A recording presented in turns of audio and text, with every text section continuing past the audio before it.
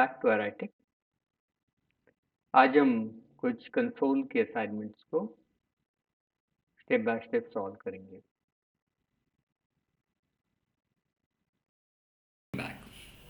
तो वापस एक असाइनमेंट हम सॉल्व करेंगे सी शार्प और कंसोल एप्लीकेशन में सी शार्प को यूज़ करके। तो इस असाइनमेंट में आपको क्या करना है, input 3x3 matrix from the user. तो यूज़र से एक 3x3 का मैट्रिक्स इनपुट करना है, display addition of all primary diagonal elements of the matrix. तो मैट्रिक्स के अंदर जो प्राइमरी डायगोनल है तो उसके एलिमेंट्स की आपको क्या करनी है, एडिशन डिस्प्ले करनी है। तो एक 3x3 का मैट्रिक्स हम यूज़र से इनपुट करेंगे और उसमें जो प्राइमरी डायगोनल है तो उसमें जो एलिमेंट्स है तो उन एलिमेंट्स का हम क्या करेंगे, सम डिस्प्ले करेंगे, एडिशन डिस्प्ले करेंगे। तो यहाँ पर एक एग्जाम्पल मैंने लिया है। तो यहाँ पर सिर्फ आपका मैट्रिक्स सही है 3x3 का, इसमें 3 कॉलम्स और 3 रोज हैं। तो पहले रो में 1 2 3 एक वैल्यू है, फिर 4 5 6 है, 7 8 9 है।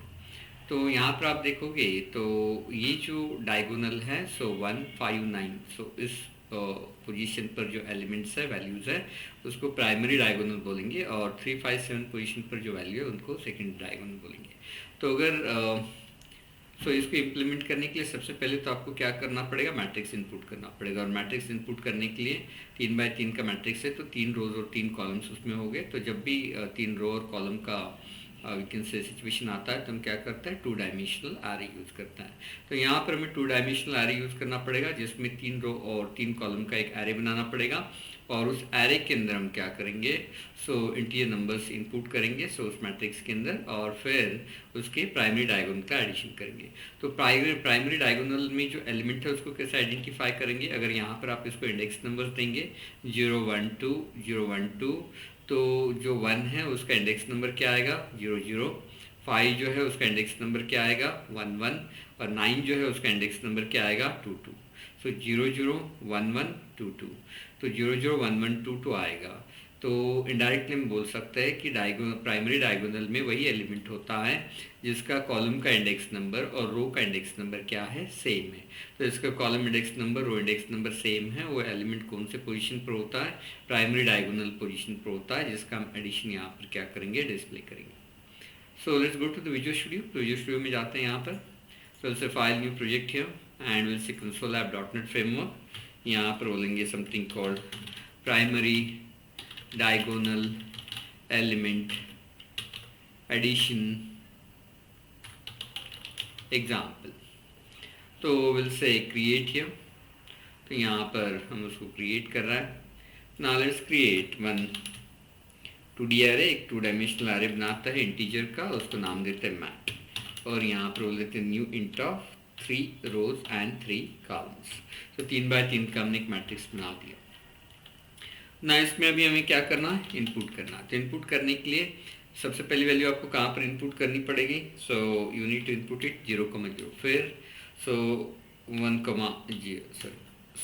1, फिर 0 2, फिर नेक्स्ट इसमें आपको कहाँ पर वैल्यू इनपुट करनी पड़ेगी, 1 0 और फिर 1 1, फिर 1 2, लाइक दिस। तो यहाँ पर हमें नेस्टेड लूप लगेगा। तो रो के लिए एक लूप चला देंगे। तो रो के लिए जो लूप चलाएंगे उसमें एक वेरिएबल बनाएंगे आई, और कहाँ तक जाएंगे, लेस दैन 3, हर बार एक से हम उसको क्या करेंगे, इंक्रीमेंट करेंगे। तो इससे ये जो लूप है किस लिए काम करेगा, रो इंडेक्स के लिए। तो रो के इंडेक्स जनरेट हो गए 0 1 2। तो जब रो का इंडेक्स 0 है तो कॉलम के इंडेक्स आपको जनरेट करने हैं 0 1 2 लाइक दिस। तो कॉलम के इंडेक्स जनरेट करने हैं उस तरह। तो फिर इसमें एक नेस्टेड लूप लगेगा जो जे वेरिएबल उसके लिए यूज़ करेंगे, जो 0 से स्टार्ट होगा और कहाँ तक जाएगा, 3 तक, और हर बार हम जे की वैल्यू को क्या करेंगे, 1 से इंक्रीमेंट करेंगे। तो जे की वैल्यू जो है हर बार 1 से इंक्रीमेंट करेंगे। तो जब इस लूप के अंदर आएंगे तो इनिशियली आई की वैल्यू होगी 0, जे की वैल्यू होगी 0 तो 0 0, फिर आई की वैल्यू होगी 0, जे की वैल्यू होगी 1 तो 0 1, फिर आई की वैल्यू होगी 0, जे की वैल्यू होगी 2 सो 0 2, लाइक दिस। तो इस तरह यहाँ पर आपको आई और जे की वैल्यू मिलेगी। तो यहाँ पर जो हम इंटीजर नंबर है उसको इनपुट करेंगे console.writeLine, सो एंटर नंबर, और एंटर नंबर में यहाँ पर मिलेंगे mat of I comma J. तो mat of I comma J यहाँ पर बोलेंगे and equal to convert dot to int 32 and will say console dot read line. Console dot read line से जो वैल्यू रीड होगी इन 32 से कन्वर्ट हो जाएगी और कहाँ पर स्टोर हो जाएगी, मेट ऑफ आई कोमा जे में स्टोर हो जाएगी। तो मेट ऑफ आई कोमा जे में वो वैल्यू जो है स्टोर हो जाएगी। तो मिट ऑफ आई कॉमा जे में वैल्यू स्टोर हो जाएगी, मतलब पहले 0 0 पर स्टोर हो जाएगी, फिर 0 1 पर, फिर 0 2 पर, फिर स्टोर हो जाएगी 1 0 पर, 1 1 पर, 1 2 पर, फिर स्टोर हो जाएगी 2 0 पर, 2 1 पर, 2 2 पर ना। फिर यहाँ पर उस मैट्रिक्स को हम डिस्प्ले करेंगे। सो एडिशन करने से पहले डिस्प्ले कर देंगे, नॉट नेसेसरी, असाइनमेंट के हिसाब से ये स्टेप ज़रूरी नहीं है, फिर भी हम उसको डिस्प्ले कर रहे हैं सो दैट हमें आइडिया आए कि कौन सा एलिमेंट जो है वो डायगोनल पोजीशन पर है, सो दैट हमें इजी हो जाए कि जो एडिशन है वो सही है या नहीं है उसको वैलिडेट करना।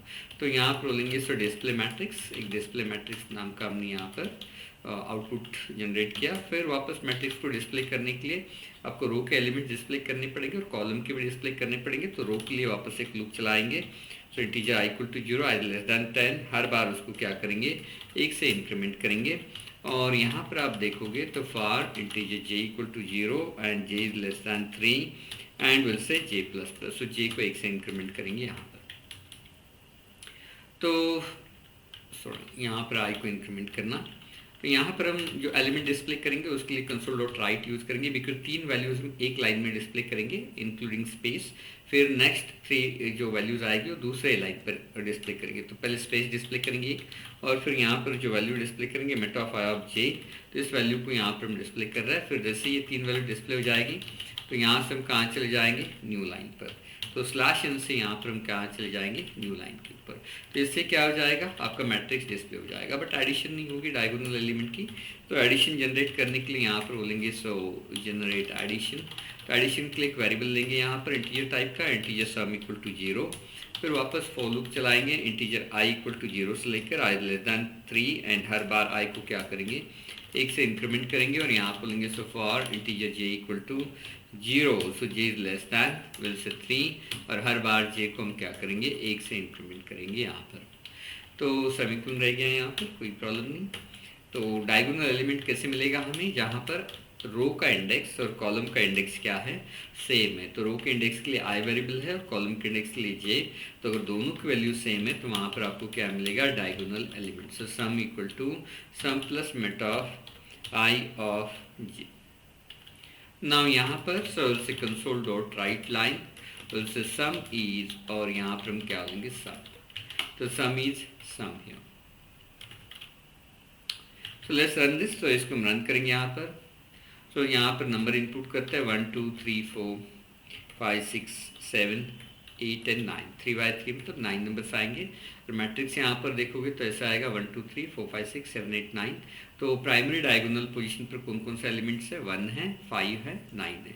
तो 1 + 5 + 9 इज 15 ना। एक बार वापस इसको रन करते हैं, दूसरे नंबर से इनपुट करके देखते हैं। तो यहाँ पर हम बोल देंगे सो 10 11 12 13 14 15 16 17 18 एंड सॉरी।